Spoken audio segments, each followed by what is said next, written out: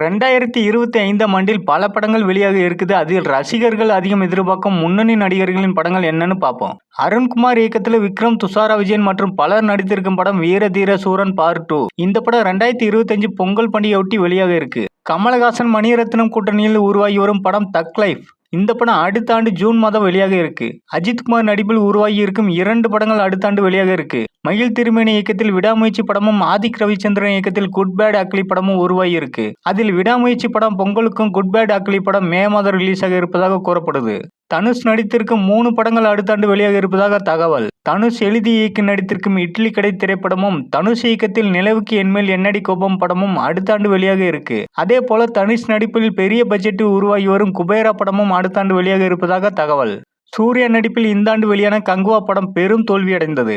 இதையடுத்து அவர் நடிப்பில் சூர்யா 44 படமான ரெட்ரோ டீசர் வெளியாகி இருக்கு. 2025 சம்மர்ல ரிலீஸ்னு படக்குழு அறிவிச்சிருக்கு.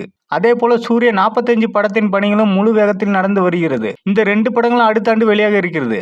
ரஜினிகாந்த் நடிப்பில் லோகேஷ் கனகராஜ் இயக்கி வரும் படம் கூலி. இந்த படத்தில் நாகார்ஜுனா, உபேந்திரா மற்றும் பலர் நடிச்சிருக்காங்க. இந்த படம் அடுத்த ஆண்டு மே மாதத்தில் வெளியாக இருக்கு என கூறப்படுது.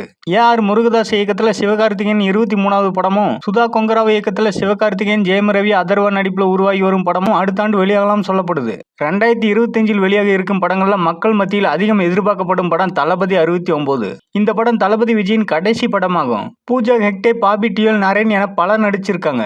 இந்த படம் 2025 அக்டோபர் மாதம் வெளியாக இருக்குது. தளபதி விஜய் தொடர்ந்து நடிக்கலாமா வேணாமா? தளபதி 69 கடைசி படம் அப்படிங்கறத பத்தி உங்களோட கருத்து என்ன?